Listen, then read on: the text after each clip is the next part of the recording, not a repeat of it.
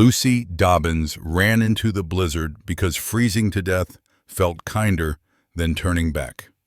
The wind tore at her skirts and erased the path behind her. But she did not slow. Every step burned. Every breath sliced her lungs raw. Yet the terror chasing her was louder than the storm. Whatever waited behind her had already taken too much enough that the dark, howling wilderness felt like mercy. Then she heard footsteps. Heavy, deliberate, close.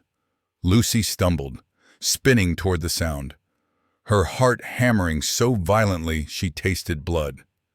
Through the white chaos, a tall shape emerged, broad shoulders, a man's silhouette cutting through the storm like a sentence she had prayed never to read again. "No," she whispered. Then louder, breaking, "Don't come any closer." The figure stopped. Snow clung to him like ash. His voice carried low and rough through the wind. "You'll die out here," he said. "Stay down, and you won't last an hour." Lucy shook her head, tears freezing on her lashes. "I won't go back," she gasped. "I'd rather die." And for the first time, the man realized she wasn't lost. She was fleeing something far worse than the cold. Before we continue, if you feel connected to these characters and their struggle, know that you are not just watching, you are walking beside them. Like, share, and subscribe to keep traveling these forgotten roads with us. One story at a time, and let us know in the comments where you're watching from. We'd love to see how far these stories have traveled. High Timber Basin lay buried beneath winter's iron grip. A stretch of Dakota Territory so remote that even law and memory seemed to avoid it. Snow packed the earth into silence, swallowing tracks within minutes, bending the tall pines under white weight until they groaned like tired men. Few settled here by choice. Fewer stayed once they understood what the land demanded. In 1820, a person could vanish in these hills and never be asked for again. Lucy Dobbins had not come here seeking shelter. She had come because there was nowhere else left to run. She lay half-buried where the man had found her, breath shuddering in shallow pools, body trembling beyond her control. Her dress was torn at the hem, soaked through with melted snow. Thin boots offered no protection. Her toes long past pain and into something worse, numb, distant, frightening. But it was her eyes that told the truest story. They never rested. They darted to the trees, the empty space behind her, the man himself, as though danger might rise from any direction without warning. She flinched when he shifted his weight. Not a loud sound, not a sudden move, just the subtle creak of leather and snow, but her shoulders locked and her hands curled inward, as if bracing for a blow that did not come. The man noticed. William Ashford had lived alone in High Timber Basin long enough to recognize signs others missed. Hunger had a look. Cold had a sound. Fear, real fear, sat deeper. It hollowed the eyes and taught the body to expect harm even in stillness. He was a mountain man by trade and by temperament. Broad-shouldered, wrapped in worn buckskin and furs softened by years of use. A rifle rested across his back, not as threat, but as habit. His beard was dark with frost, his face carved by weather and time rather than age. There was restraint in the way he stood, a deliberate pause before each step, as if he had learned long ago that closeness, when uninvited, could wound. "Easy," he said, lowering his voice until it barely carried over the wind. "I'm not touching you." Lucy did not answer. Her lips parted, but no sound came. The words tangled somewhere inside her chest, trapped behind memories she refused to name. Her gaze snagged on the rifle strap across his shoulder, on the sheer size of him, on the fact that he blocked the only open stretch of ground ahead. Men had always stood that way when they meant to stop her. Her breath hitched. A thin, broken sound escaped her throat before she could stop it. She tried to push herself backward, away from him, but her arms failed. Snow filled her sleeves. Panic surged sharp and fast. William held his ground. "I won't force you," he said. "But if you stay here, the cold will finish what the storm started." She looked at him, then really looked, and something in her expression flickered. Not trust, not relief, just confusion. As if she could not reconcile his words with every lesson her life had carved into her bones. Behind her, the basin howled. Ahead of her stood a man who did not advance. And for Lucy Dobbins, that hesitation mattered more than she understood. Lucy drifted in and out of awareness as the world tilted and blurred. The wind became a distant roar, then a muted hush. She felt herself lifted firmly. Carefully, her weight gathered against a chest that radiated heat through layers of fur and wool. She hated how weak she was, hated how her body leaned into the warmth even as her mind screamed to pull away. William Ashford moved through the storm with practiced certainty. His boots cut a steady path through drifts that would have swallowed a less patient man. He did not hurry, did not stumble. Each step was chosen. When Lucy stirred, a low sound of distress catching in her throat, he adjusted his hold without tightening it, keeping his arms where she could see them when her eyes fluttered open. A shape loomed ahead, dark against the white. A cabin, low and solid, smoke curling from its chimney like a promise that refused to be broken. William pushed the door open with his shoulder and stepped inside. Warmth rushed over Lucy in a wave so sudden it made her gasp. Firelight flickered across rough-hewn log walls. The smell of pine, wood smoke, and iron filled the small space. William knelt and eased her onto a bed layered with thick pelts, then immediately stepped back, as if distance itself were a form of reassurance. "Stay still," he said quietly. "You're safe here. Safe."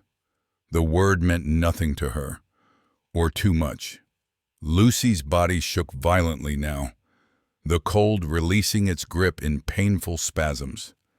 Her teeth chattered until her jaw ached. William set to work without crowding her, stoking the fire, pulling blankets close, placing a warm mug within reach without pressing it into her hands. He spoke only when necessary, each word measured.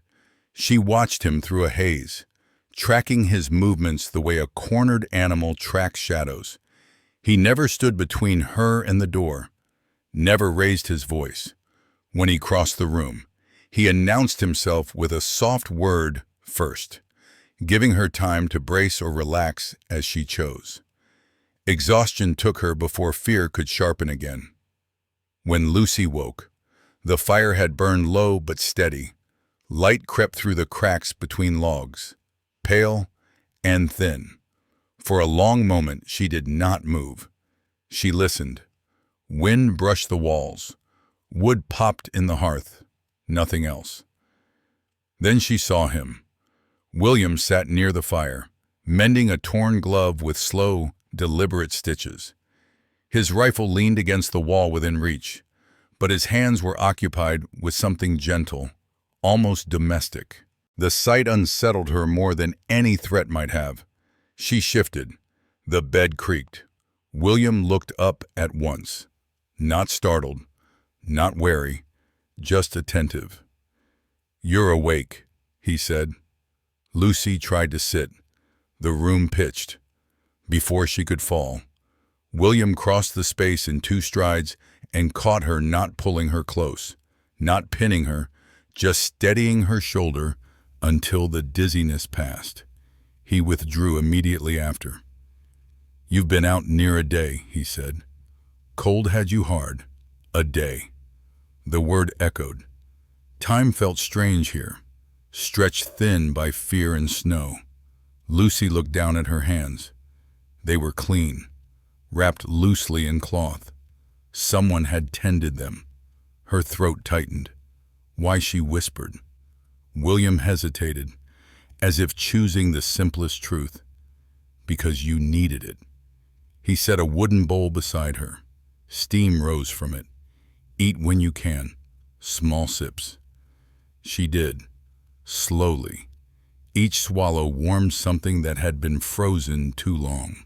When she finally met his eyes again, she expected questions, demands, a reckoning. Instead, he said, "Storm's not done yet. You can stay until it is. Not you must. Not you owe me. Just you can." Lucy lay back against the pelts, heart still racing, mind still guarded. But beneath the fear, something unfamiliar stirred a fragile sense that this cabin, and the man who lived in it, were not traps waiting to close. For the first time since she had fled into the blizzard, Lucy did not feel chased. She felt paused. The storm lingered. Snow pressed against the cabin walls in thick, relentless waves, as if the mountain itself were testing the structure's resolve.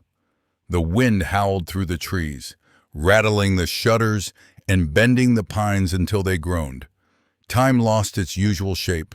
Days were measured not by dates or distance, but by the fire's rhythm when it needed feeding, when the kettle boiled, when the light shifted from gray to gold and back again.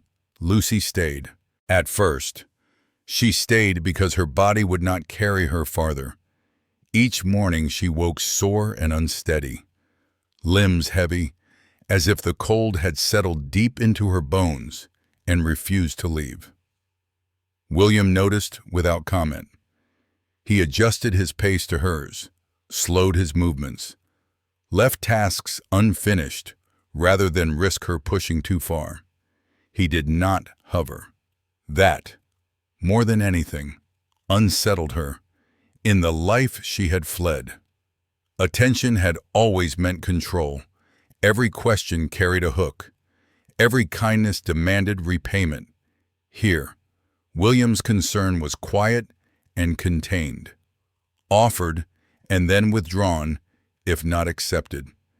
He asked before he acted.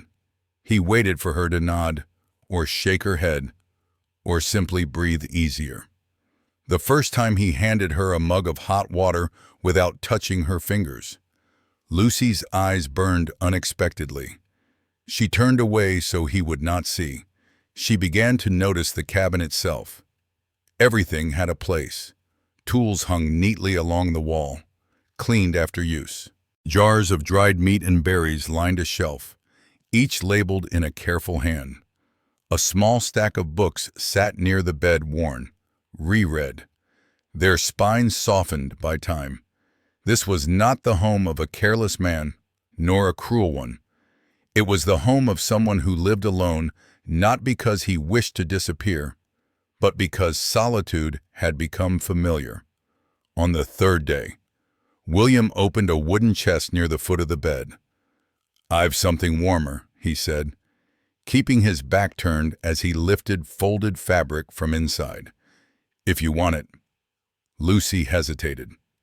The instinct to refuse rose sharp and fast. Accepting meant owing.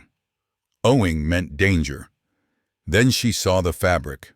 A woman's dress. Sturdy wool. Carefully mended. Clean. "These belong to my wife," William added quietly. Not an apology. Not an explanation. Just a fact. "She won't need them." The words landed softly, but they carried weight. Lucy reached out before she could stop herself, fingers brushing the sleeve. The cloth was warm from the chest, from the room, from memory. "She died 3 winters back," he said, Illness took her slow. Lucy looked up. William's face was steady, but something in his eyes had shifted, an old ache briefly exposed before he tucked it away again. He did not elaborate. He did not need to. The absence was written everywhere in the careful order. In the silence, he seemed accustomed to keeping. "Thank you," Lucy said, her voice barely audible. He nodded and stepped outside to give her privacy. She changed slowly. The dress fit better than her own, warmer, heavier.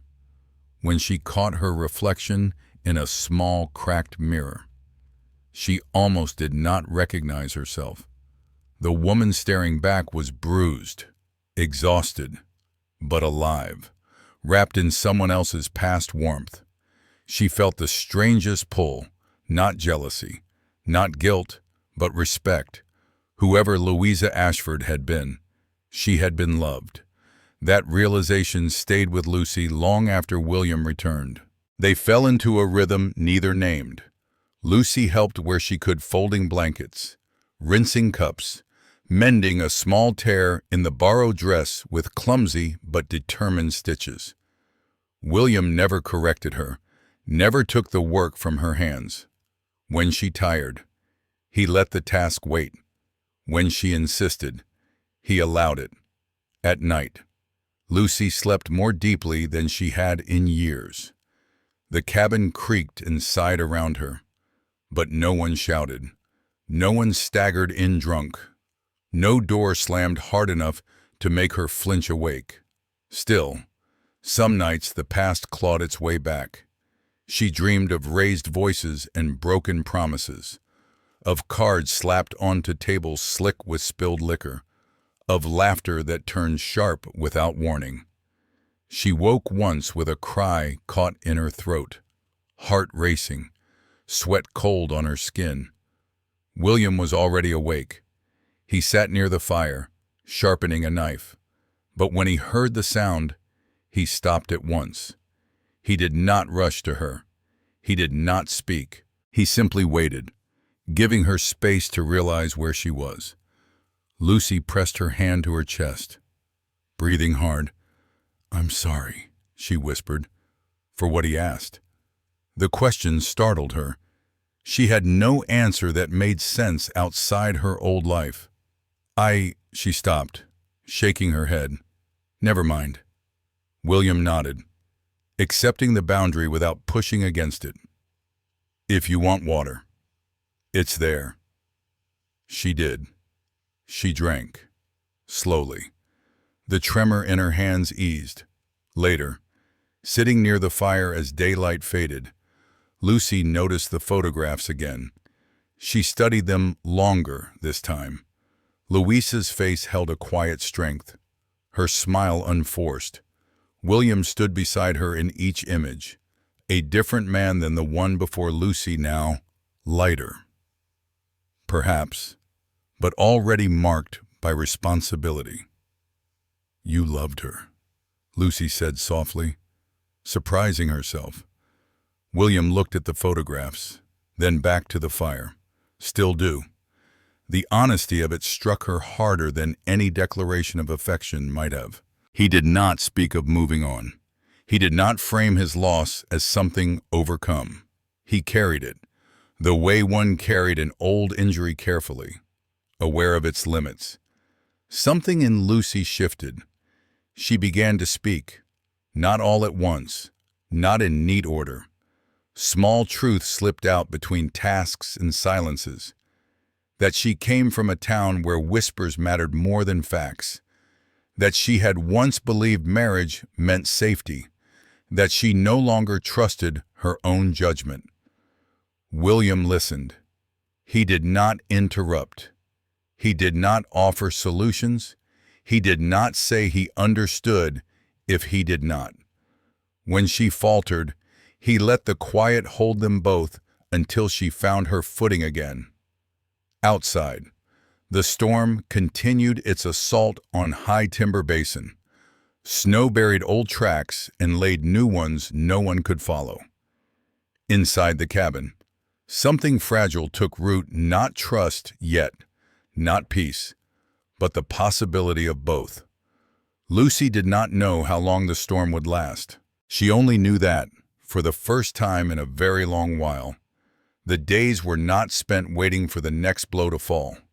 And that, perhaps, was how healing began, not with declarations or promises, but with a man who asked nothing, and a place that did not demand she disappear to survive. The first sign was so small, Lucy nearly convinced herself she'd imagined it. A faint crunch beyond the cabin wall. Not the random collapse of snow from a branch, but the slow, deliberate pressure of a boot testing frozen ground. It happened at dusk, when the light thinned and the pines outside turned into dark spears against a sky the color of bone. Lucy froze with a cup half raised to her lips. Breath caught tight in her throat. William heard it too. He didn't reach for his rifle right away. He simply went still, head angled as if listening with more than his ears. Then he moved calm, controlled, crossing to the window and wiping a small circle in the fog glass with the edge of his sleeve. Lucy watched him, pulse racing, hands trembling despite the heat of the fire. "Animal," she whispered. William's eyes stayed on the snow. No. That single word cut through her like a blade. She didn't ask how he knew. She already did. Because the sound had rhythm, intention, a weight that shifted and paused, as if whoever was out there was thinking. Lucy's stomach tightened. Her mind tried to climb away from the truth, to cling to a safer possibility. Lost traveler, wandering hunter, a man looking for shelter. But her body remembered too much. The old fear rose before she could stop it, climbing her spine in cold spikes.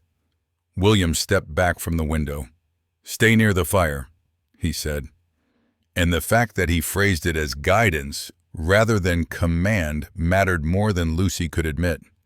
He checked the latch on the door, not slamming it, not announcing their presence with panic, just making sure the bar sat firm.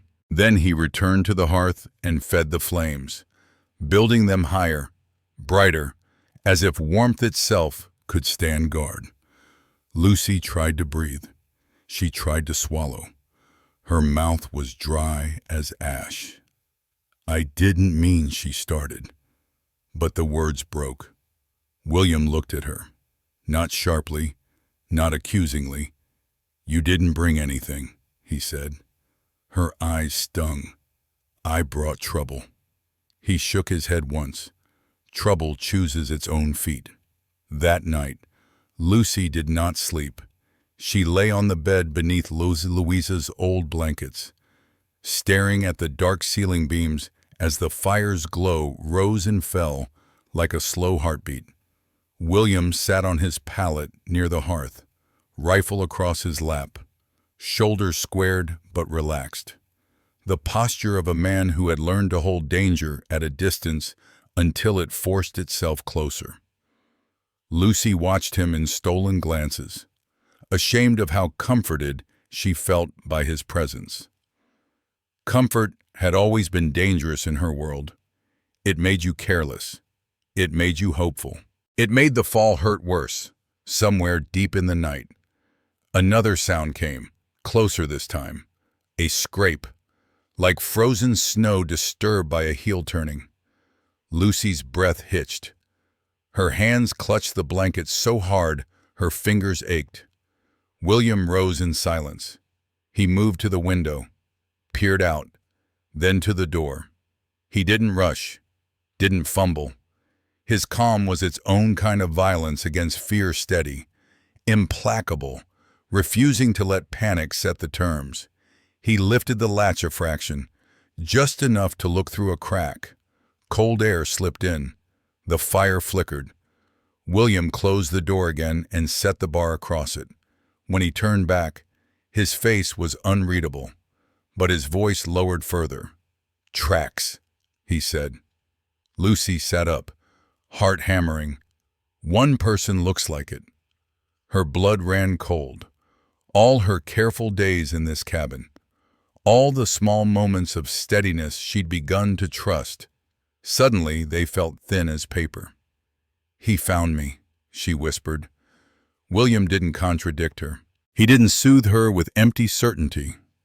"Maybe," he said. "Could be a man caught in the storm. Could be." He let the sentence end. He didn't have to say the name.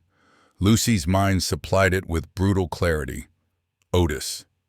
The next morning, the storm eased just enough to reveal the world instead of erasing it. The sky was pale and hard. Snow lay smooth and untouched across the clearing. Except for the marks near the woodpile footprints that had no business being there. William stepped outside before Lucy could stop him. She watched from the window, breath fogging the glass as he studied the ground, moving along the edge of the trees with slow care. When he returned, he brushed snow from his shoulders and set the rifle aside. Though he didn't move it far. "Tracks lead toward the ridge," he said. "Then they vanish." Snow fell heavy after.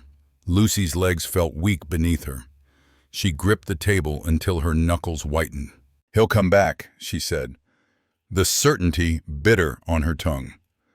William looked at her a long moment. "Maybe, maybe not." Lucy laughed once, hollow and sharp.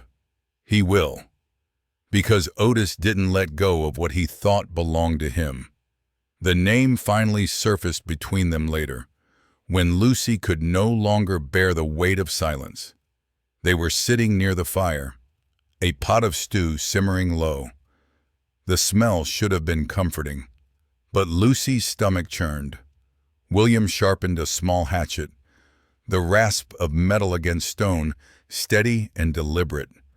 Lucy stared at her hands clean now, wrapped in Louisa's old sleeves, and felt something crack open inside her. "My husband," she said. William stopped moving. Not dramatically, just enough to show he was listening fully. "Is he the one you were running from?" Lucy's throat tightened. She nodded once. "His name is Otis Dobbins," she managed. "And if he's out there, it means he meant what he said." William's eyes did not change, but something in the set of his jaw hardened. What did he say? Lucy swallowed. For a moment, she couldn't speak. Her mind flashed to a different night. A different storm, the kind that howled outside while the real violence happened indoors. It had been snowing then too. Otis had come home late, stinking of whiskey and cheap cigar smoke, his boots tracking slush across the floor. His hands were stained with ink from tally sheets and cards. His eyes were glassy with failure. He had thrown a handful of coins onto the table. They barely made a sound. Bad luck. He'd snarled. And Lucy had already known who he would blame. That was how it always began. He never lost because he was reckless. He lost because Lucy existed. Because she breathed. Because she looked at him wrong. Because she didn't pray hard enough. Because she carried sour luck in her bones.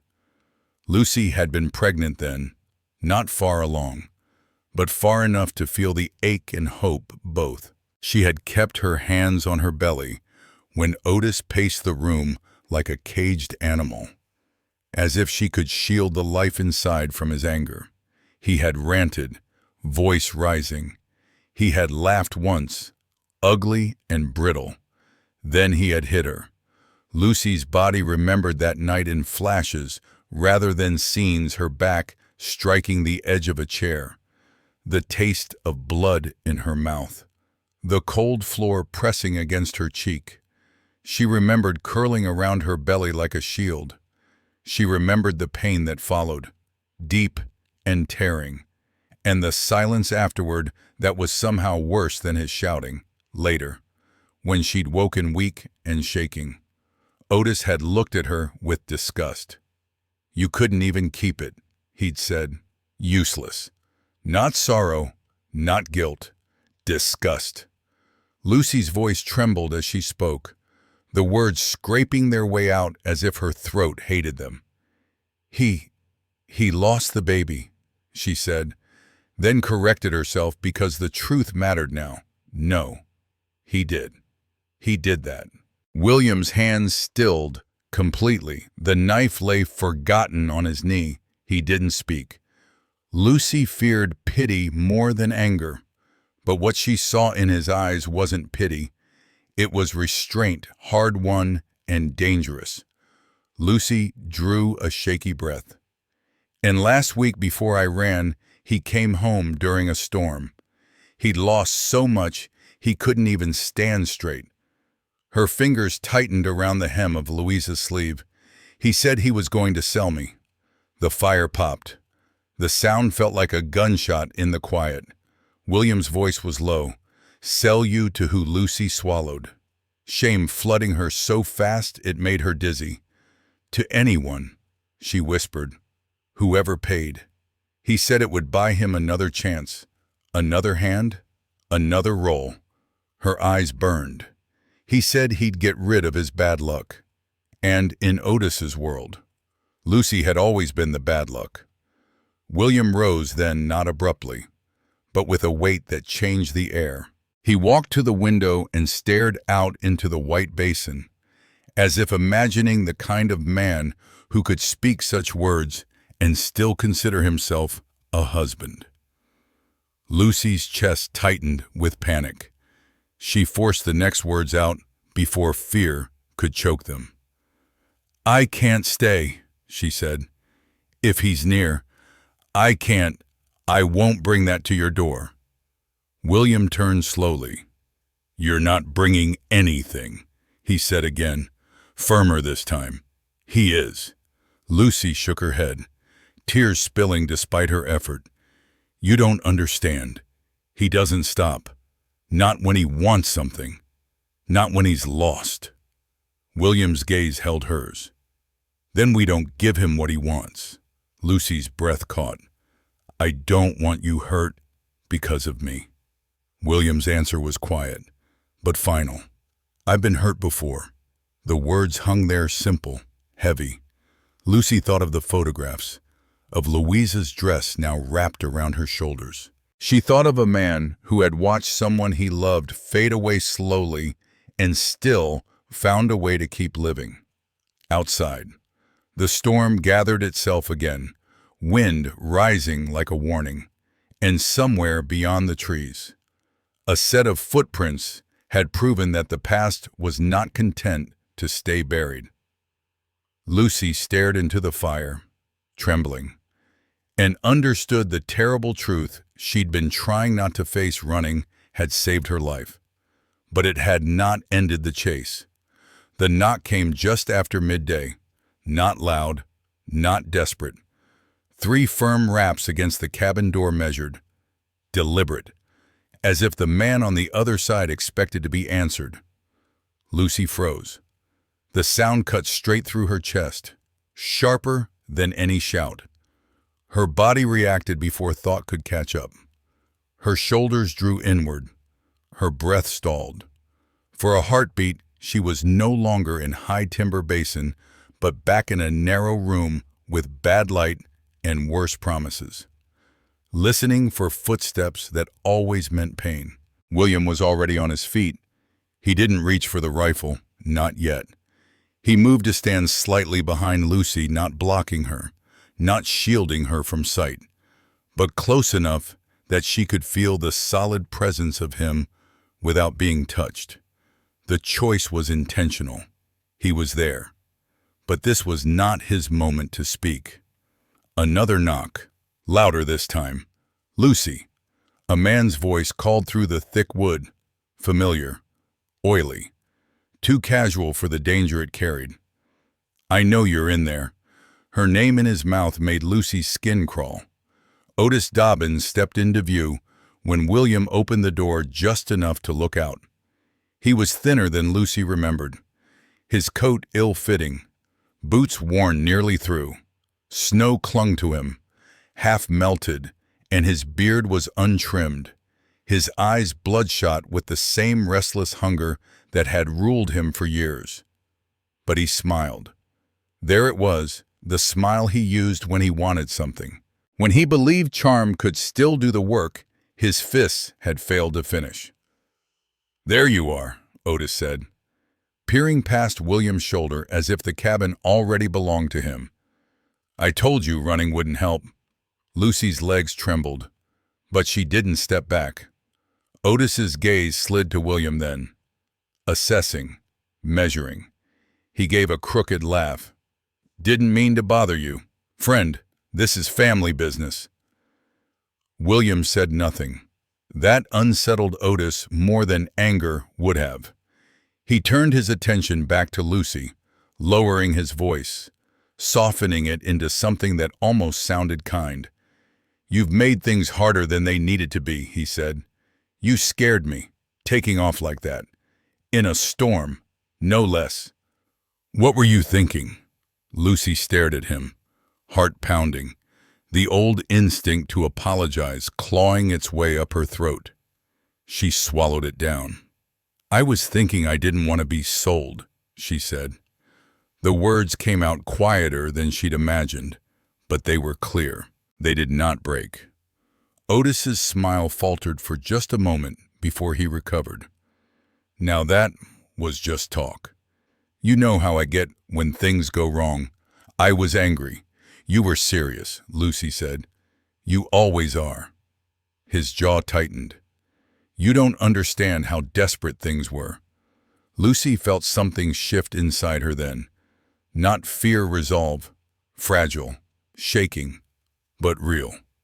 "You're always desperate," she said, "and it's never your fault." Otis's eyes hardened. "Careful." William remained still. Otis took a step forward, crowding the doorway. "You belong with me," he said, voice dropping. "You're my wife. You don't get to decide when that ends." Lucy's hands curled into fists at her sides. Her chest burned as memories surged the cards. The shouting, the night that had taken her child and left her empty. "I lost our baby because of you," she said. The words landed like a blow. Otis scoffed, sharp and cruel. "You lost it because you're weak." Lucy's vision blurred, but she didn't look away. "No," she said. "You hit me. You did that. And I lived with the blame because you needed somewhere to put your failures." For a moment, Otis had no answer. The silence stretched thin and dangerous. Then his face twisted. "You ungrateful," he snarled, lunging forward. That was the line. William moved at last.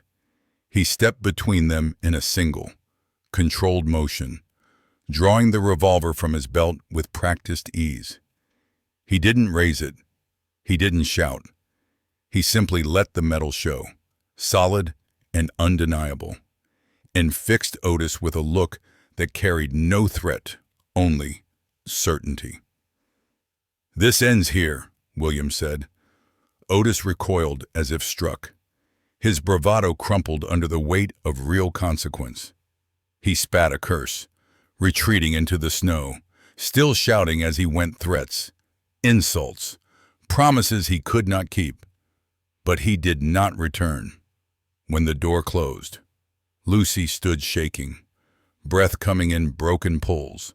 William lowered the gun and set it aside, deliberately, as if to show the danger had passed. He turned to her, voice steady. "You can leave when the storm breaks," he said.